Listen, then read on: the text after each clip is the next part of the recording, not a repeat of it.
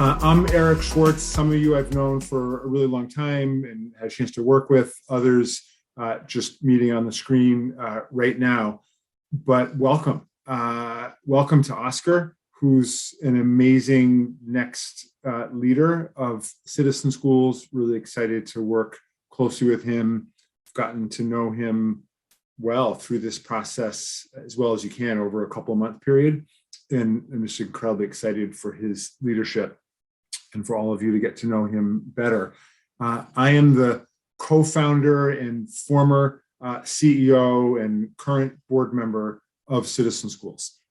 So it was my professional life for 20 years, and it's something I'm still very committed to and have been for about 7 years since moving on from the CEO role.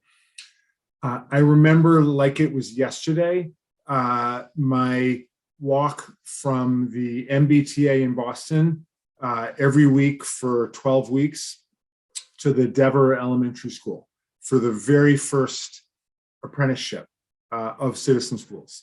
It was me and 10 kids from Margie to K6 class, room 202 at the Dever School, publishing a newspaper, because I, in a previous life, had been a journalist, and I wanted to test out this idea of sort of a citizen teacher and of hands-on real-world learning. Most people think of Citizen Schools as an after-school program, and we've done a lot in after-school, but that class was at 11 in the morning. It was part of the school day. Margie Takesa gave me half of her students. She was able to work more deeply with the other half. And we published an 8-page newspaper the last day after every student had written a couple of articles, and we raised money to pay for the printing of it. I rented a van. We drove to Chelsea, and the kids kind of piled out of the van. They got to go in and see their newspaper fly off this web-based printing press. We printed 5,000 copies. And the reason we printed so many is we wanted every kid to be able to have a bundle that they could kind of carry around back at the school. And they did carry those bundles. They were so proud. They ran around the school showing their teachers, their friends, the articles they had written, the ads they had sold. And I was hooked. And since then, we've offered thousands of internships, thousands of apprenticeships to tens of thousands of students. We've done it after school. We've done it in school. We've done it through all kinds of waves of kind of trends in the education world. And I'm not going to speak for a whole lot longer, but I want to just note this moment in time is a really challenging one, right? We've got parents and teachers and administrators fighting in schools all across the country. COVID, wrecking learning and exacerbating already existing learning gaps in really powerful ways. But I also think that kind of just like after a forest fire, this sort of new growths that come up, I think as we move through this phase, there's going to be new opportunities. And in particular, new opportunities for new directions in education. Most of the time I was leading Citizen Schools was in the wake of A Nation at Risk, published all the way back in 1983, but that really led the whole movement to kind of standards-based learning, charters and testing. And a lot of good things, I think, came out of that movement, and some things maybe not as good. But now it's, I think, open territory as to what's next. I think there's a real vacuum in educational leadership and a real opportunity for really new ways of thinking about kind of the who, the where, the when, the how.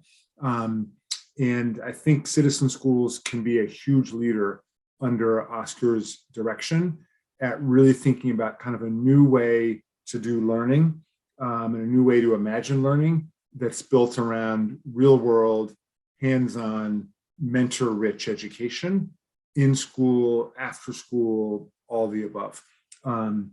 So with that, we've got a great format, I think, for today. We've got an amazing new member of the board of directors of Citizen Schools, Maisha Forbes, who I worked with, was on the staff years ago. She was a rock star then. She's even more of a rock star now. I'll let Maisha introduce herself and talk more about her incredible work with the Aspen Institute. And she will sort of interview Oscar and really, I think, give us a chance to get to know Oscar a little bit better. And there will be a chance also for all of you to jump in with questions, dialogue, etc. So with that, welcome everyone, and Maisha, over to you. Thank you so much, Eric. I really appreciate that. I was reminiscing about my first apprenticeship that I taught. It was a step class, and about the journey of the culture of dance and the influence it has on people's lives. So I remember it fondly, and going over to Charlestown every day after school hours in the middle of our workday. So it was an amazing experience. So I just want to say thank you to each of you for joining us today. I know there are lots of ways you could spend your time, particularly in the new year. January pulls at lots of people, like people are ready to send you invites to do something or reconvene about something. And it's great to see all of you here to hear and learn more about Oscar. So I'm super excited for that. After I say a little bit about me, not too much though, I'm going to ask you all to just do a very brief introduction and just say your name and kind of where you're calling in from. And then we'll begin our conversation. But I just want to say that it's a humbling moment for me. It's very much a full circle moment. As a staff person at Citizen Schools in 2005, I was the first director of recruiting and organizational development, and went through many titles. I had a lot of long titles, and I was so proud. It was my first dream job. It was like the first big director role for me, and it has so much shaped how much I lean into the work that I do in talent and DEI and human resources. So I'm excited to now be one of the newest board members. Again, humbled that I get to play that part and help contribute and think about the work of Citizen Schools, and glad that you all asked me to do this today. So thank you. I currently, as Eric mentioned, I'm at the Aspen Institute as the Vice President of People, Culture, and Equity. And so I spend my time partially between all things diversity, equity, and inclusion, but also leading the human resources team. But honestly, much of my time right now, I'm thinking about the future of work. I'm thinking about how to support our staff, how to make sure that people feel like they can show up in the best way possible, that they can show up, period, that given all the things they're managing at home. You know, as a parent of two kids who went back to school this week after a week of virtual learning after the holiday, I know what all that is like, the teacher and parent conversations and the school decisions being made. So I bring all that with me today, and I'm super excited to talk to a leader who brings a lot of that perspective and thinks about all those considerations as he leads our organization. I'm going to, this is very, I hope it feels very casual. I hope it feels very familial and friendly. So please put some questions in the chat, but you can also just speak out and ask a question. I'm going to start with a few and then we'll open it up. But like I said before that, I'd love for everyone to please, we'll go around quickly and do a round of introductions. Also, if you are comfortable, feel free to put your pronouns in your signature or in the chat function, just so we all know those as well. And how we'll do the quick introductions is we'll start with someone and then they'll just pass it to someone else. So we'll do like pass the mic. Priscilla, I'm looking right at you. And since we go way back, I'm going to ask you to start and then pass it to someone. Fantastic. I'm Priscilla Cohen, Managing Director of Philanthropy and External Engagement, and am thrilled to be here. I will pass it to Tony. Tony Moten from All Points North Foundation, Director of Education Grant Partnerships. Definitely honored to be in the space and can't wait to hear from Oscar. And I will pass it to Rob. Hey, I'm Rob Nisswitz. I'm based here in Boston. Very much looking forward to learning a little bit more about Oscar. I'll pass it to Stephen. Hi all, Steve Jacobson from the Dorot Foundation, which is a Jewish family foundation. I happen to be in Providence, Rhode Island, although the focus of our work is partially in Boston, partially nationwide, partially international. And I will pass it to Anna. Hi, I'm Anna Yu, and I was previously Chief Growth Officer at Citizen Schools for about 2 years, and my new role is as VP of Operations. And I will pass it to Ronnie. My late husband, Barry, and I got involved with Citizen Schools many years ago. 2 of my children ran internships at Citizen Schools. And actually, I was thinking, Eric, I'm wondering if there's anything you want to say about Barry's efforts in providing some guidance to Citizen Schools, if this would be appropriate, briefly. I would love to briefly, because I remember him as clearly as I do those 10 first students. He was running Bain Consulting at the time and was just this bear of a man, so kind and so thoughtful with his insights. And I remember him really taking us under his wing and counseling us about growth. We were like, grow, grow, grow. And he was like, yes, grow, because you want to have impact, but grow smart. And was just a really great mentor. And I loved that you, Ronnie, and your kids also got involved through his efforts. So thanks for calling back up his memory. And I'll pass it, since you passed it to me, Ronnie, to Brian. Thanks, Eric. Brian McMahon. Sorry, my iPad's not displaying my name correctly. Last name is McMahon. I work at Capital One. I lead a technology team there, and I'm the site lead for Capital One here in the Boston/Cambridge area, and a part of the Boston Advisory Council. So very excited to meet all of you and hear Oscar and getting to know you a little bit better. Thank you. I will pass it to Casey. Thanks, Brian. My name's Casey. Good to meet all of you. I'm calling from Somerville, Mass. So I'm on the Boston Council as well. I work at Fidelity Investments, and I've taught a couple semesters worth of an apprenticeship on financial literacy, which was really fun. All virtual because I started during the pandemic, but still really fun. And I'm excited to hear a little bit more about Oscar and everyone on the team today. Thanks for having me. And I'll pass it to, who hasn't gone yet? Oh, Alicia, is that how you say your name?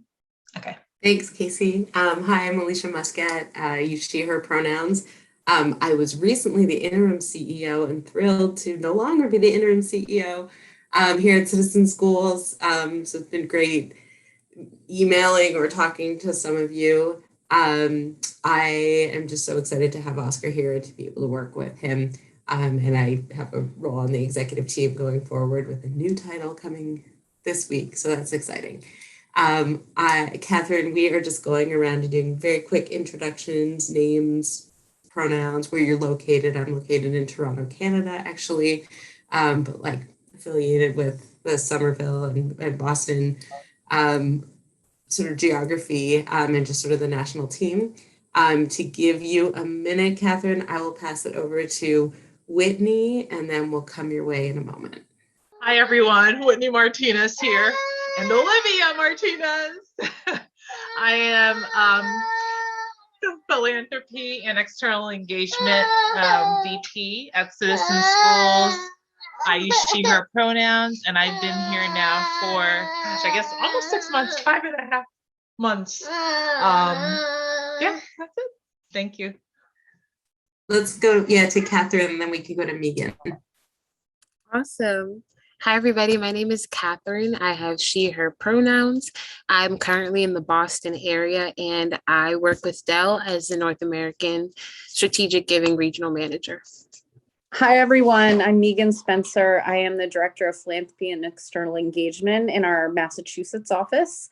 I have been with Citizen Schools for coming around the bend for 3 years now. I'm super excited to be here with everybody today. Wonderful. Well, thank you all. Thank you all for following directions so well. You passed the mic really, really well. Thank you for letting Olivia make a quick appearance. Hello to her from all of us. She is adorable. All right, we're going to get started. I will say I forgot to mention where I am calling from. I'm currently in Atlanta. I just moved from Chicago to Atlanta, where I'm living, but I am from Boston. And so all the Boston made me reminisce about home. I grew up in Mattapan, so I went to Boston Public Schools and was in a lot of those schools that Citizen Schools first started in. Again, another reason why Citizen Schools is so near and dear to my heart. But I'm going to start. Oscar, are you ready? I am ready.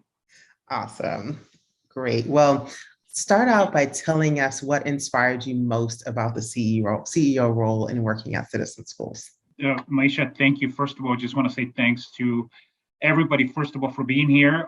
For board members like Eric and Maisha, you have been great in welcoming me. I was able to be in Boston last November. We had a great gathering at Eric's house. He cooked.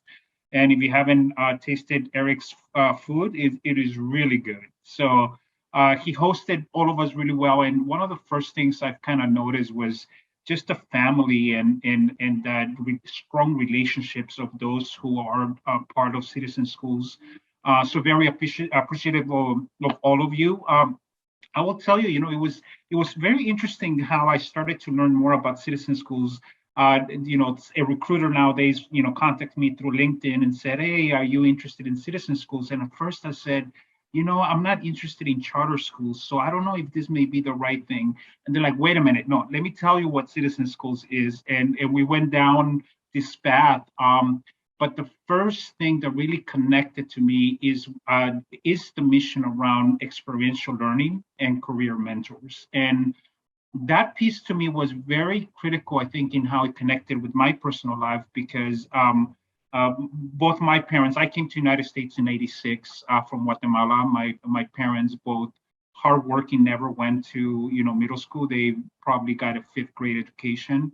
But I can tell you that the foundational pieces of what learning is and what quality education is I learned at home, right? Resiliency, curiosity, being able to explore and learn by doing was something that really was very natural part of my household. I remember going to my dad's body shop where he paints cars. He still does. And would learn about fractions, right? He had to mix the paints. So that piece I think really resonated, because I did feel that that's a way that learning becomes so democratized, meaning anybody can be part of learning at whatever level they are and with whatever background they are. And I think that was something really beautiful, having talked to Eric and Ned and a couple of those folks who were at the beginning of the journey. They were very clear, and they've always been very clear that, look, yes, we might have been working in the after school environment, in the post school environment, but what they cared about was those trusted relationships, that experiential learning, hands-on learning, project-based learning, and that is going to continue to be at the core of the work that we're doing moving forward, right? So that is not changing. So the soul of what Citizen Schools is not changing. The other thing that was very, I think personal to me on why I thought this was the right opportunity was because I had come out of another work environment where COVID forced many of us to have questions about where do I want to spend my time, right? Whether, for whatever reason it may be, it really forced us to say, am I going to spend this time doing this while we have all these challenges at home? COVID is going on. And I was just not at a point where I was feeling fulfilled in that position. For the first time ever, I had left the job with not necessarily the next thing in line. But what it did is that it really forced me to explore options and be able to say, where do I want to spend my time? And I think the timing where we were talking about Citizen Schools and what Eric was referencing right now, in what moment of time we're living in the educational environment, is one of the biggest transitions I think we're going to see in decades in the United States and maybe and across the world, right? And I do think that we will have, and we should have a voice on how we start thinking about what is education going to look like post-COVID. Not that we're going to completely get over COVID, but I think we're going to remember this time as, a moment in time where we would say, what used to happen in schools before COVID and what happens after COVID, right? So that specific moment, I think, creates an urgency, and it creates a moment of time where I think there's a lot of creativity in the team. And if you come in, some folks are saying there's this energy, it's like a startup again, because we're all having to relearn things and we're all having to adapt our programming. So I think those are the two big reasons where I felt connected personally and saying, this is something I want to do. Wonderful. Thank you. Well, I can't help, given my past in executive recruiting and nonprofit, to ask, those processes, it's a journey, and sometimes it takes a while. There are many conversations. Oscar, was there a moment, because you said that the moment you learned about experiential learning is where you kind of, got pulled in, but was there a moment where you felt like, you know what, I'm all in, like, I want this? What was that moment for you? I would say there was a couple. Well, there was one of the interviews actually happened at 5 a.m. in the morning Pacific time, and it was 8 a.m. In the East Coast, and it was interesting. But I would say there was a moment in time where I was speaking to, if you come across Nadia Selvi, who is the VP of programs, right? She had been out for some, she had some personal time, and I hadn't had time to connect with her. And this was right before I had accepted the position. I said, I want to talk to her because she just plays such a big role in this. I would like to learn from her. And I was thinking, she's been in the organization for 14 years. She really worked a lot in the extended learning time, and that's the part that is kind of transitioning a little bit. I wonder whether she's going to have the energy that that we're going to need moving forward. And oh man, I met with her, and it was scheduled for 30 minutes, and I think we ended up having a conversation of 60 minutes. And to me, what really connected about that moment is someone who could see all that magic that was happening in the after school environment, and that vision of saying we could bring this magic to so many other school districts in a different delivery system, right? And we didn't have to necessarily be opening after school programs in every district that we're going to. But that magic, like bottling the magic, was very clear from my conversation. And then, everybody in the team was bringing their own level of passion. I remember connecting with Anna as well, and people who have made very conscious decisions about their professional careers, about working for causes, was very apparent to me.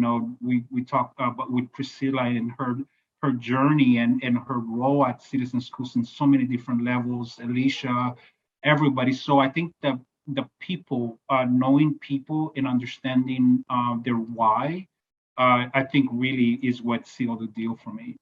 Wonderful. I love that. Having spoken to Nadia, I definitely understand what you're saying, and we'll all have to make a point to, when we see her, just give her a wink and say thank you. All right. My next question is around diversity, equity, inclusion, and belonging. Those are core values at Citizen Schools, and it's an increasingly important part of focus of the work. How does your experience to date shape your hope for Citizen Schools' work around diversity, equity, inclusion, and belonging? Yeah, Maisha, thank you for asking that question. And I would say, having been during this period of time in 3 different nonprofits, with this one with Citizen Schools as well, I think there's been a lot of growth in the field of nonprofit and philanthropy.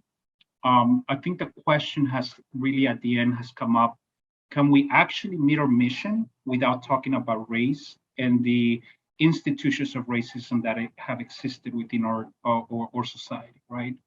I think at points sometimes that feels like, is that like mission creep? Are we doing something that we shouldn't? Or maybe that's not our lane. I personally believe that we cannot meet the mission without talking about those issues head on.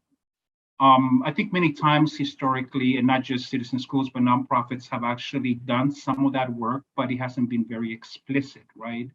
And I do think that there is an importance about being explicit about it and saying, if the students we want to serve are Black, Brown, low-income immigrant students, let's talk openly about seeing what are the barriers that they're facing. Why is it that they're not getting those supports? Why is it that they're not getting those access?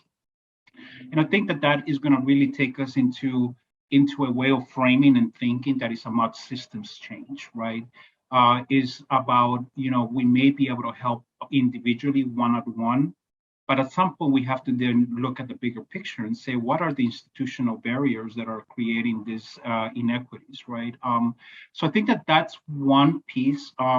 The other part that I think has also been growing sentiment in the field is that there is a difference between just seeing this conversation from the lens of programs, but also a larger lens in terms of our internal operations of a nonprofit, a foundation, a corporation, basically our internal culture, right?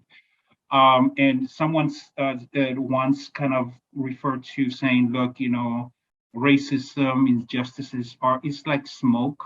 We have all breathed that smoke. Nobody has been, not has at some level smoked some of that.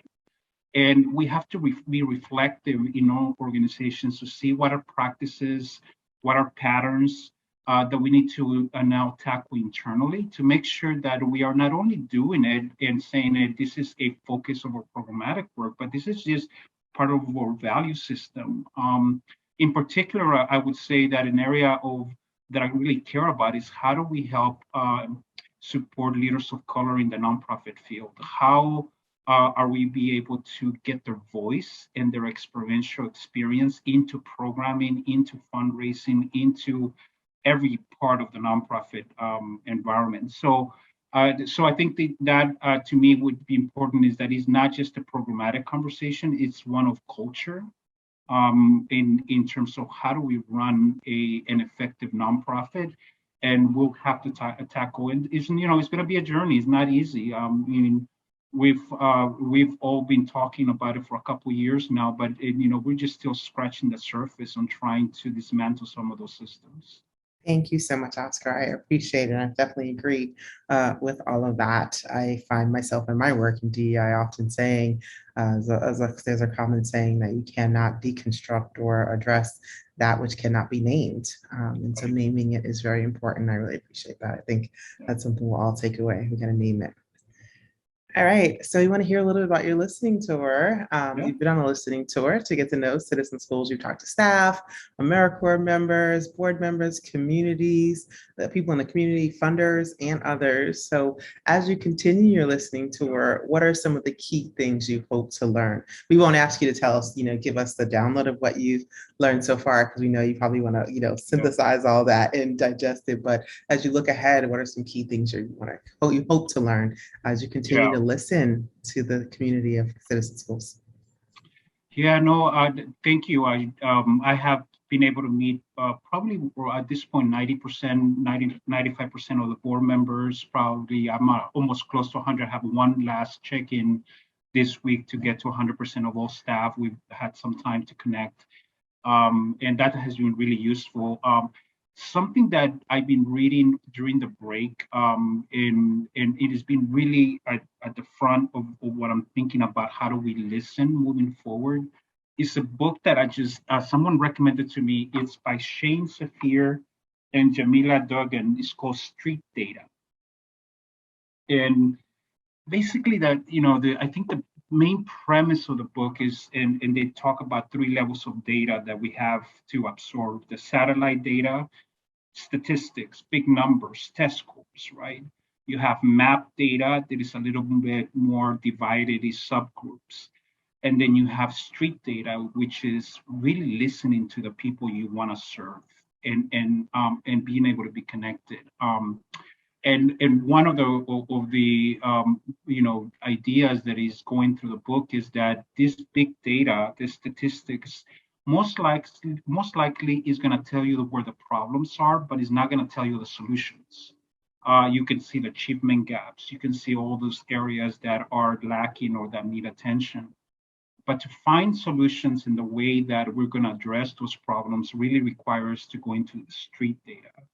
And that is a lot more qualitative in nature. And what I'm in, not just I think for myself as a CEO, but as an organization, my board members, the funders, it is keeping our eyes and ears to what families and students and educators are facing right now. Those who are closest to the problem are best to be able to solve it, right? And so part of what we're trying to do is starting to change some of the sequencing. Some of the next board meetings we're going to be having is going to be just listening sessions, and it's just going to truly listen, right? To hear what do parents want for their kids, what is engaging for them, what are the challenges that they're having. So my hope is that the more connected we get and stay in listening to the real needs and the real assets that our families bring, that's going to guide our decision making moving forward. So I don't know, I don't want to avoid the question, but I think that is more staying connected to the street data that is going to help us inform big decisions. How do we continue adapting our programs?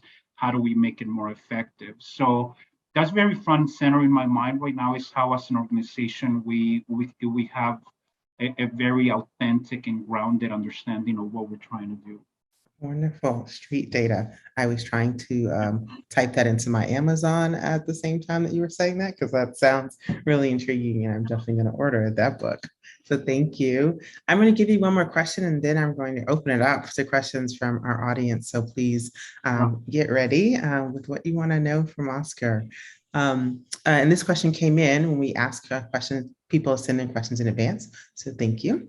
And it's, how would you describe the organization's value proposition to schools, the community it serves, and members of the business community? Yeah. I think it touches on things you've been talking about, but how would you describe that?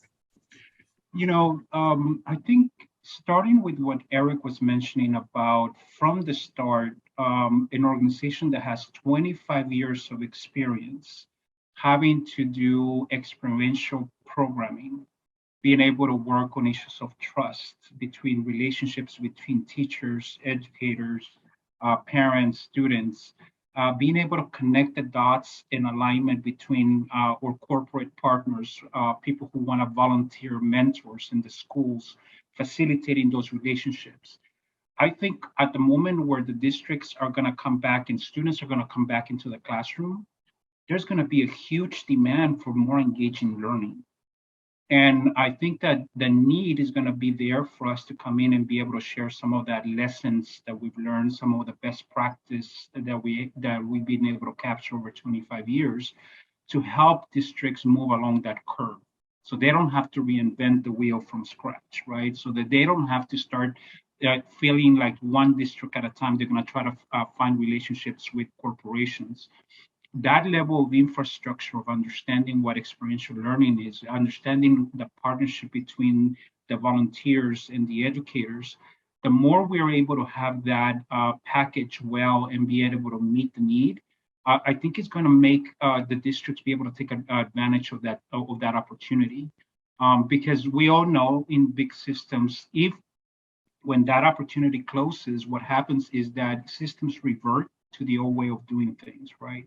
So the biggest value proposition is that we're going to expedite that embedding of experiential learning into the day workings of school districts and facilitate those connections between corporations, partners, external partners, and school districts. So that, I think, is going to really expedite what we need to do in transforming, the new way of teaching and learning in our schools. Thank you very much. And we have a question in the chat, it looks like. It says, Oscar, you're in LA. Citizen Schools is national and has had a significant presence on the East Coast, Massachusetts, New York, etc. What are your thoughts and perspective on our reach as a national organization? Great question. Yeah. So yeah, I'm in LA. It's really chilly here, 65 degrees. So that's why I'm wearing a sweater. No, I think the opportunity we have as a national organization is that, having worked in education, you quickly understand how education politics practices are so local, right? It is very local in nature. And sometimes we get into a bubble where everything that happens in LA, we feel that what happens in LA is what everybody in the United States is experiencing. What happens in New York, the freedom to have or programming or learnings or experience across the nation, I think is going to enrich the way we can see some of the challenges that we're going to be facing. And it's going to be a much more well-rounded way of implementation and learning and evolving. I think that freedom to look at things at a larger perspective, at the national perspective, is going to help us. Communities are changing, demographics, the data we're seeing from the census, we're becoming a lot more diverse everywhere and not just on the coasts. And there's a lot of, I think, learnings we can take and cross-pollinate between the different communities that we're going to be working with. So I see that as a great opportunity. I mean, obviously for me, I have to wake up a little earlier in the morning to start, working with my colleagues. But I think it's an opportunity that is going to give us perspective and really help us, fine tune some of the programmatic work we're gonna be doing with schools. Wonderful, thank you. I want to take a minute to open it up and ask if anyone. Alicia. I'm just giving you all time to think. I have no intention of dominating the question, so please jump in. But I did want to ask, because we were talking a bit about our diversity, equity, and inclusion work. And Oscar, one of the things that's come up in our conversations internally is how we talk about the communities we serve. And I just wanted to see, I mean, you talked a bit about your own story. And, you recently put a comment in one of our documents that as we talk about the communities we serve, there's an importance of naming immigrant communities in that as well. So I don't have a specific question, but I just wanted to create an opportunity for you to talk about that in thinking about who Citizen Schools is designed, we're designed to support certain individuals, but also to help the system to do that better. So hopefully that's a bit of an opening without really a question. Yeah, no, thank you, Alicia. As myself being an immigrant, I arrived in the States in '86. Not knowing, English and going into the public system, I recognize how much the system is not set up. And again, not just for immigrant communities, but for many groups, right? I arrived, and I think every sign that I got from the school system was forget your Spanish, because if you want to be successful in English, you need to forget the Spanish. Don't practice it, don't use it. You got to learn English, right? So you go through the whole process. At one point, I almost literally not practiced it. I had forgotten a lot of it. I had to relearn it in certain ways later along the line. But I came in fifth grade. By the time I got to high school, and my parents were asking, "What do you need to go to college?" The feedback was, "Now you have to learn a second language. You have to learn French," because that was the language that was offered in my high school, right? So that level of lack of alignment, institutional barriers, I think, are something that is very, I think that as an immigrant myself felt like, programs like organizations like Citizen Schools, experiential learning could be such a great way of engaging students with different language capabilities, right? Because you're learning by doing. So anything you're able to get English language learners to learn through doing, I think is going to be a really strong way to be able to support students, who are immigrants. I mean, we're talking about, LAUSD. LAUSD is probably 75% Latino at this point, probably more than 85% communities of color. And again, those trends are not just happening in Southern California anymore. I mean, we're seeing transformations throughout the United States. So that is going to be a specific target community that I think we're going to have to be able to think more proactively to understand how does experiential learning is going to help them be able to succeed in school. Because, right now, I think that the language is definitely getting in the way of actual authentic learning in the classroom. Thank you, Alicia, for that question. Thank you. That's a segue to another question that came in direct chat. It's very similar. It's very related, and looking at the history that many of the folks on the screen right now have with kind of the extended learning time and after school apprenticeships. How does that legacy help inform the work that Citizen Schools will do next? You mentioned earlier in your intro that in the beginning that we're almost at the startup phase, right? The world, kind of it's like, what next? How do you think that will help inform what's next? The way I would describe it is being very conscious and very focused on what is the magic that we want to bottle, right, and be able to bring to other districts. And I think I've been having that conversation with some former staff members, with people who know the work really well. And one of the things that they keep on mentioning is trusted relationships, right?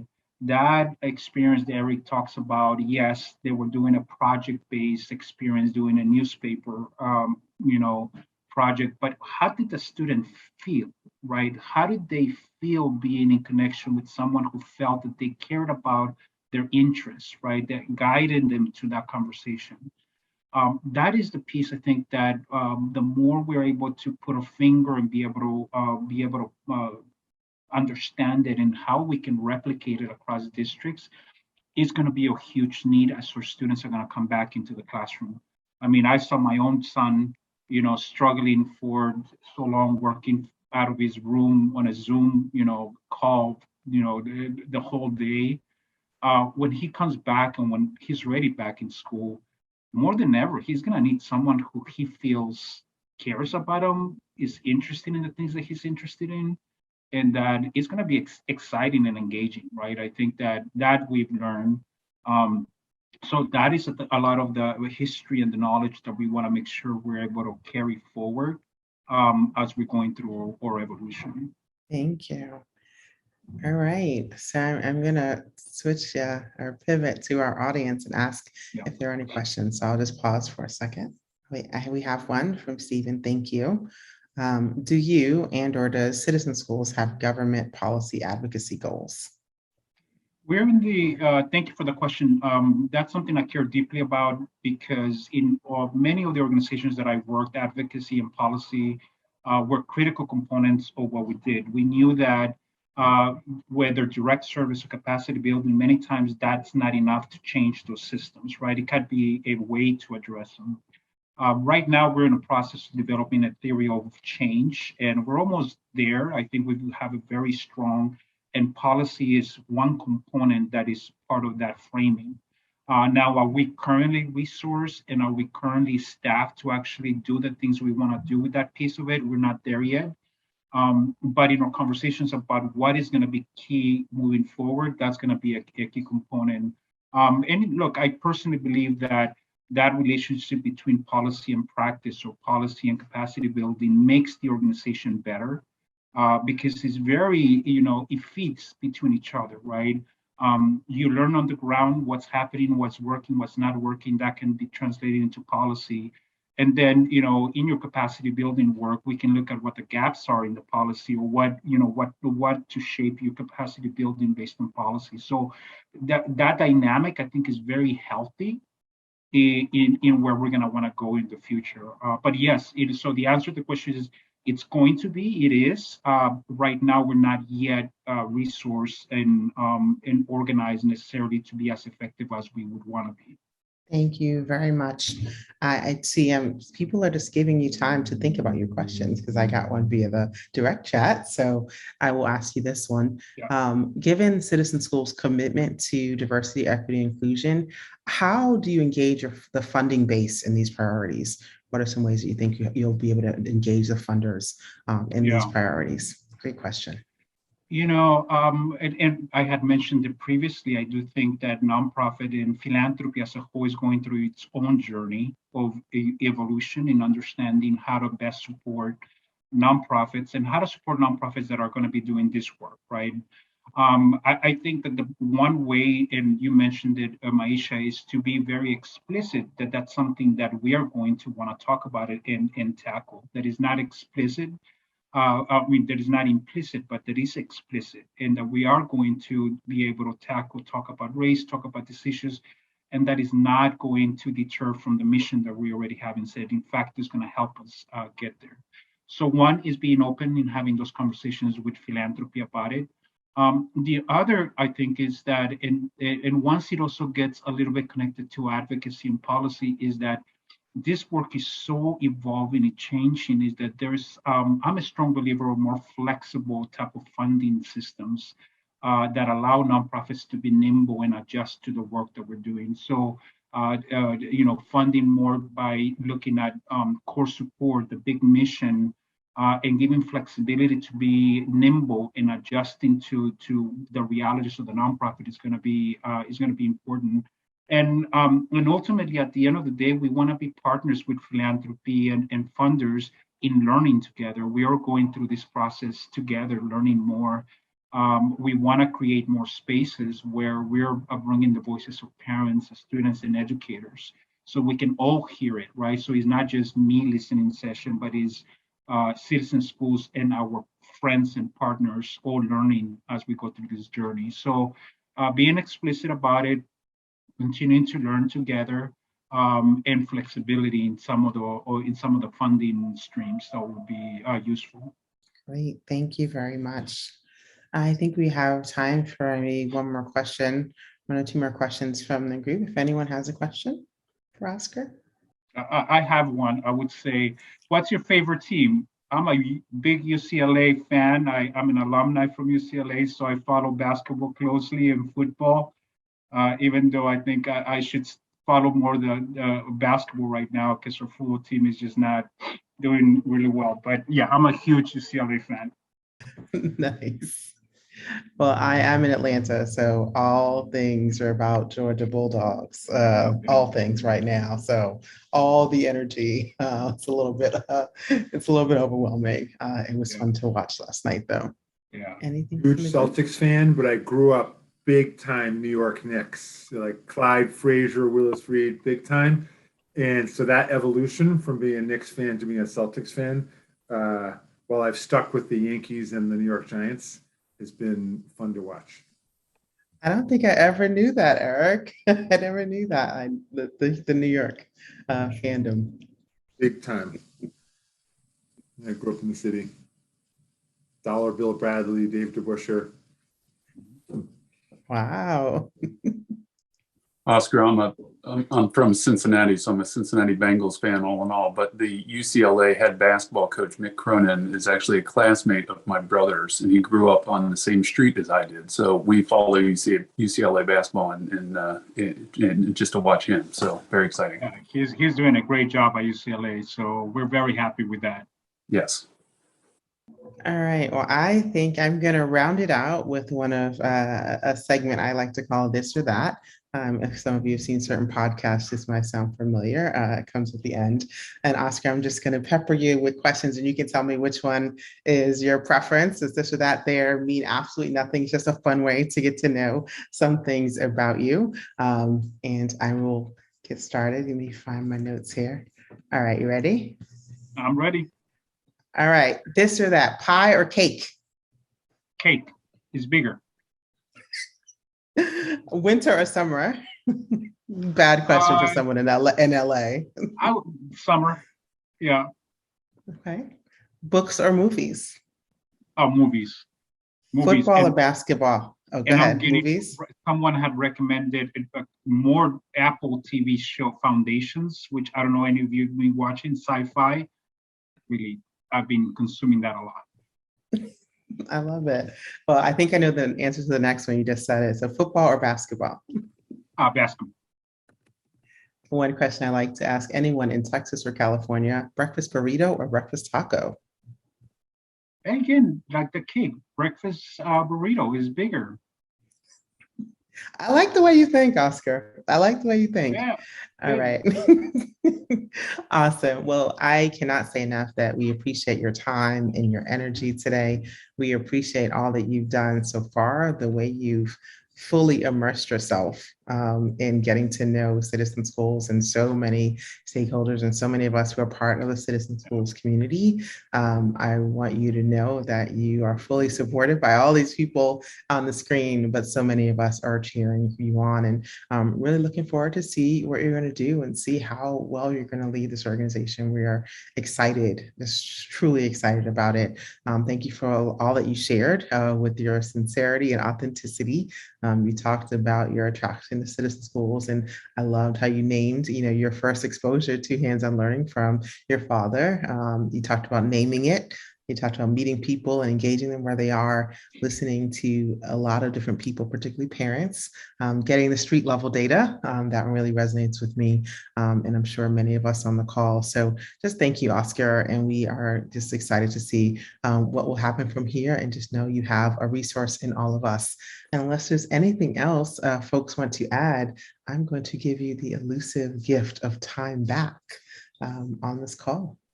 Thank you all. Really appreciate it. And I would say, just as we head out, Maisha, thank you and Eric, thank you for doing this with us and your support of Citizen Schools.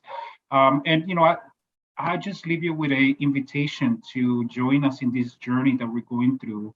To stay connected, to stay curious, to stay resilient. I think in a way is basically the same thing we're asking the students, right, and our educators is let's practice some of that. There's so much great work that Citizen Schools can do to improve education access for so many of the families we want to serve, especially Black, Brown families, low-income immigrant families. I invite you to be part of that. We want to support students. We want them to be successful through hands-on learning and through career mentors. So I invite you to stay connected, and thank you for those who have been supporters in the past, and thank you to those who will be supporters in the past again. Really appreciate that. And I'm here if you need to reach and want to just chat. I think that I want to create those same level of relationships that I saw when I met Eric and the board members and everybody else. We got to work together to be able to solve this problem. So thank you. Yes, thank you all for joining. I hope everyone stays safe and healthy. Take good care.